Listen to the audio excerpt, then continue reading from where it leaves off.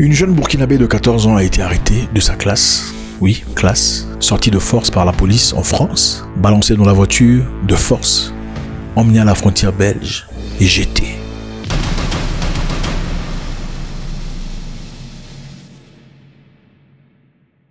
« 14 ans d'âge, petite fille, innocente, prise de sa classe de force, s'il vous plaît, pendant que tout le monde regarde. Vous pouvez simplement vous imaginer l'humiliation, la honte, cette dévaluation publique devant les gens. Ce n'est pas aussi différent que de se prendre de force dans son intimité, ou de se voir déshabillé par des étrangers. Parce que le déshabillement physique n'est pas très différent de ce déshabillement émotionnel, moral et général. Ce déshabillement de dignité.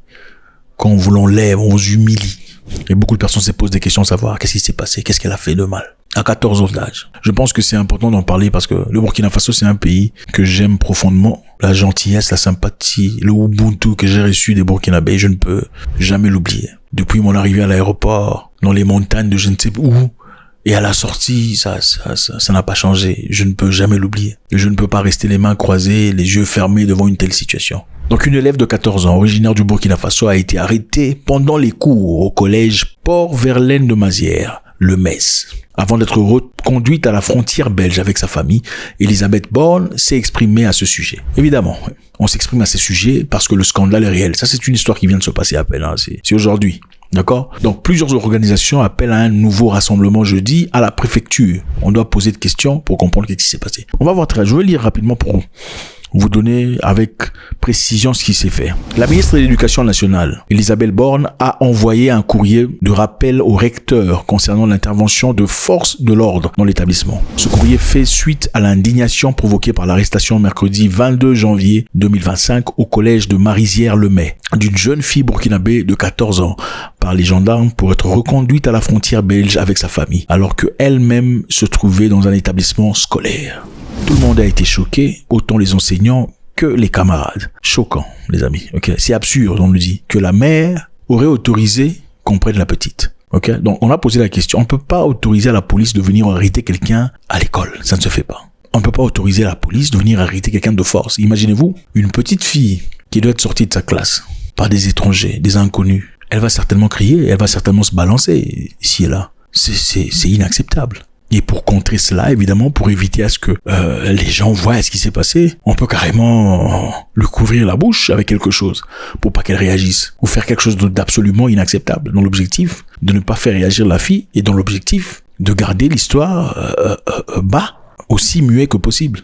Alors, la ministre se manifeste. Est-ce vraiment parce que elle est choquée par l'histoire ou bien parce que l'histoire risque de faire beaucoup de bruit? Ministre de l'enseignement. Comment l'établissement a pu autoriser à ce qu'on sorte une petite de 14 ans d'âge de sa classe? Ils disent, la police évidemment dit que la mère a donné l'autorisation. Donc la mère a été arrêtée, elle a donné l'autorisation de prendre la fille. Alors, on dit que c'est absurde.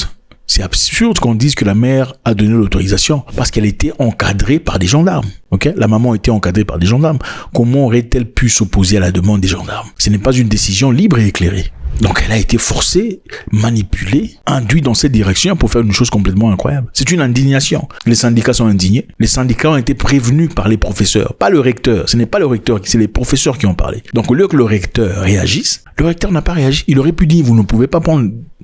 On ne fera rien. Mais c'est les professeurs qui ont appelé. Inquiétés par la disparition de l'élève, entre le début et la fin de la matinée, ont obtenu l'information après avoir demandé ce qui s'était passé à l'administration. Une seule élève a pu dire au revoir. Depuis, nous n'avons pas de nouvelles. S'indigne Agnès Braga, la seule professeure d'histoire, de géographie qui a réagi dans cette histoire. 14 ans d'âge. Alors, on l'accuse de quoi cet enfant? Ils ont été accusés d'avoir fait une demande d'asile en Belgique et en France à la fois. Ok, donc on ne peut pas faire sa demande d'asile en Belgique et en France à la fois. Et d'après l'histoire qu'on raconte, on ne sait pas combien c'est précis, on dit que le papa de la fille s'est réarrêté au Burkina Faso, où il est oppressé, il a été jeté en prison. C'est la raison pour laquelle eux sont C'est quand même bizarre parce que nous on sait que le Burkina Faso c'est un pays prospère. Okay, c'est un pays qui avance, c'est un pays qui se développe. Monsieur Ibrahim Traoré fait un travail excellent. Ok, on jette en prison généralement les mauvais, les méchants, tout ça. Le papa serait-il un méchant? Point d'interrogation. Serait-il peut-être un innocent qui a été jeté en prison? Ce sont des histoires qui arrivent aussi, hein. Écoutez, il n'y a pas que les méchants qui sont en prison, il y a aussi des gens qui n'ont rien fait. On attend d'un procès. C'est une possibilité. Mais c'est la faute de qui? Pour l'interrogation.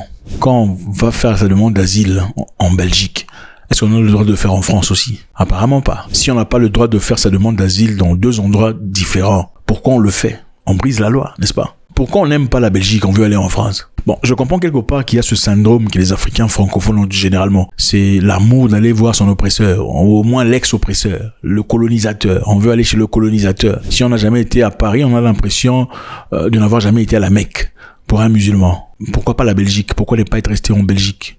Ou préférablement en France? C'est parce qu'il y avait la famille en France? Bon, supposez qu'il y a la famille en France. Quand vous vivez en Belgique, vous partez en France carrément comme vous désirez, n'est-ce pas? Facilement sans difficulté. Ou bien en Belgique, on aurait refusé cette demande d'asile. Et on a décidé finalement de partir en France pour refaire une nouvelle demande, oubliant qu'ils sont interconnectés. Okay, ils ont les rapports de tout le monde, ils savent exactement ce qui se passe dans la vie de chacun. Autrement, je pense qu'il est essentiel de savoir, est-ce qu'on pourrait tirer un enfant ukrainien comme ça de la salle? Point d'interrogation. Peu importe la condition, les situations, est-ce qu'on peut tirer un enfant ukrainien comme ça à 14 ans d'âge? Est-ce que ce serait passé sous les oiseaux, sous les papatiers, comme ça, sans difficulté? Non. Les gens se seraient exprimés. Il y aurait des organisations. C'est vrai qu'il y a eu des organisations qui en ont parlé. Le syndicat. Mais il y aurait tollé général. Comment aurait pu? Comment est-ce possible? Parce qu'évidemment, la couleur est différente. Donc, moi, je sais pas s'il faut se prendre, parlant de racisme. Bah, écoutez, le facteur racisme est évident. Ne vous posez pas de questions. Le traitement qu'aurait un enfant ukrainien, ce n'est pas le traitement qu'on a donné à cette petite de 14 ans. Ne cherchez pas l'égalité, vous n'en aurez pas. Je suis désolé. Ne cherchez pas l'égalité, vous n'en aurez pas. Vous aurez l'égalité quand vous jouez au football pour eux. C'est là que vous aurez une certaine forme d'égalité jusqu'à ce que votre carrière soit finie ou que vous dites une chose qui n'est pas aimée du public. Ne cherchez pas de forme d'égalité. La réalité, c'est là. Vous ne serez jamais français à 100%. Je suis désolé de vous le dire. Vous aurez peut-être un passeport, parents français. Je sais pas pourquoi ça vous donne de la... ça me fait rire, en fait.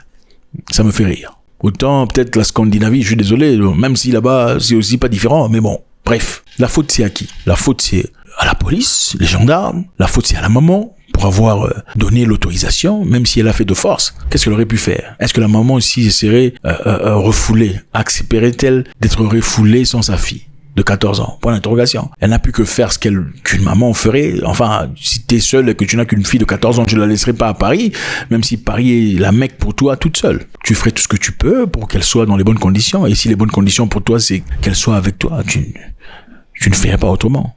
La faute, c'est à qui? Aux professeurs qui n'ont pas réagi, qui n'ont pas barricadé la porte.